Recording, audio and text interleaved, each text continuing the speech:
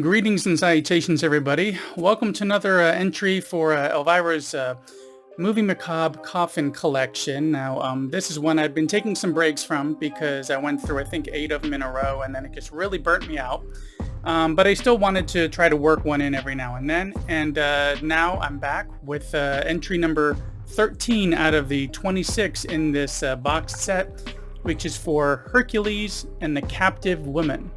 Also known as Hercules and the Conquest of Atlantis. I actually couldn't even find like a title screen for this when I was watching this on the DVD that I got. But as usual, I will go into a bit about the film itself, whatever little there is to say about it, because these often aren't all that great. And then I will go into Elvira's presentation for it. And for this title, the synopsis is as follows. Strong yet sleepy Hercules discovers that the Queen of Atlantis is plotting to take over the world with superhuman warriors. Yeah, I don't remember much of that from it because I had a really hard time paying attention to this one. Now, I did go in with a very open mind. I just wanted to go in, take it all in, see what that older film style is, that older way of, color and just filmmaking in general, and everything that comes with a retro throwback title for a film like this. But as expected, as with many of the titles in this set, I was a bit let down. This was another hard film to stay interested in. It seemed to kind of set up that first 10 or 15 minutes pretty well. Everything was done all right. I was on board with that, and it sets us out on this quest, which revolves more around some strange events happening on one of these islands, sky turning red, crazy stuff happening. A debate happens about how to handle this, and eventually Hercules is sent, kind of against his will, to help address the situation. He discovers this island, some captive women, sacrifices, all sorts of, standard stuff, which I can't even really remember a lot of the details on. It was very slow and kind of plodded along. It really lost my interest after that first 10 to 20 minutes or so. I even tried just doing anything I could to just stay awake during this one, but it just didn't hold up.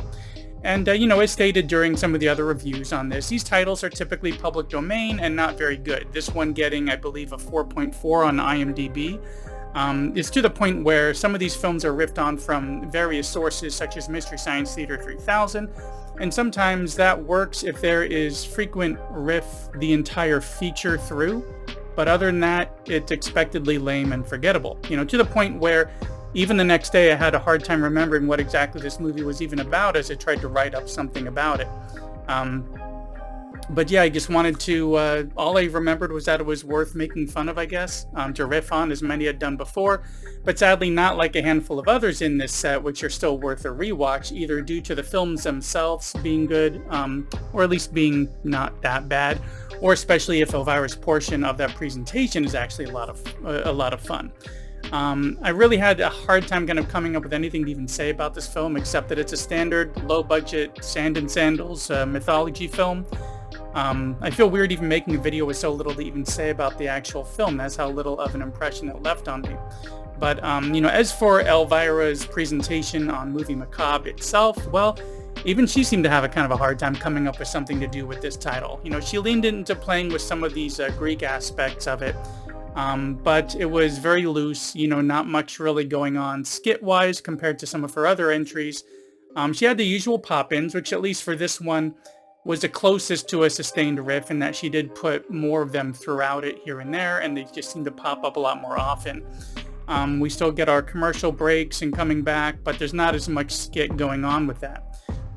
There's not as much as I'd seen with others that were, like, say, the one that I'd mentioned before was A Werewolf of Washington. She really did a lot of skit stuff with that. That was a lot of fun and is worth rewatching. But on this one, she did do something that I don't recall her doing previously in the set, which was to kind of redub some of the lines. Have you ever lived in San Francisco?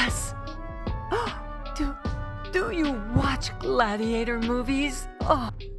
But sadly, even that was not able to save this entry. There are some films like this which I could see skipping over, or there's some films in the set which I could see skipping over the film itself just to see what her presentation was like. It'd be a lot of fun. I'd done that with some really old DVDs that I had of hers a long time ago as well. But this one was just very low energy, like this review. But what can I say? She tried, but the film itself was just so meh. I think she was having a hard time even deciding what to do as far as the presentation herself. But hey, you can't win them all. You know, some are fun to watch, make fun of, see her pop in, see her skits especially.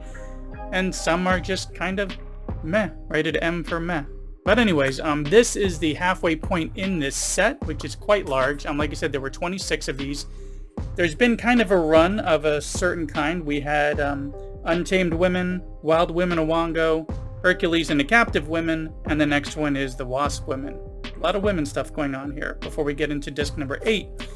Very big set, lots of titles on this as well. But at any rate, I am going to try to fit in the rest of those eventually. But yeah, I don't want to completely throw in the towel on this set because I know that there's going to be, you know, some more in there worth checking out. But as expected, there's going to be a lot more that are just these short little reviews like this where there's not really that much to say about it. But at any rate, that's about all I have for this one. I do hope to have some new content up soon, especially around Christmas horror movies or maybe even some Christmas 80s movies that I've just kind of forgotten about. So be sure to subscribe and hit that little bell icon to get notifications for when I put those up. Thanks for coming by, and I will see you in the next one.